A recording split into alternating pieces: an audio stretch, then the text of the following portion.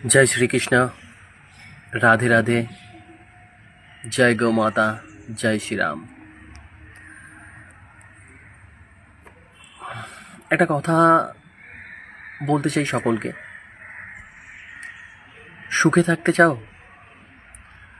যদি সুখে থাকতে কেউ চাও তাহলে একটা কথা বলবো, যে কোনো পরিস্থিতিই হোক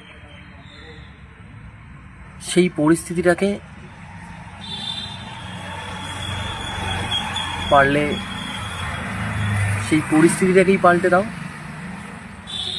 না হলে পরিস্থিতির সাথে সাথে নিজেকে পাল্টে নাও। দেখবে সব সমস্যার সমাধান মিটে গেছে। রাধে রাধে।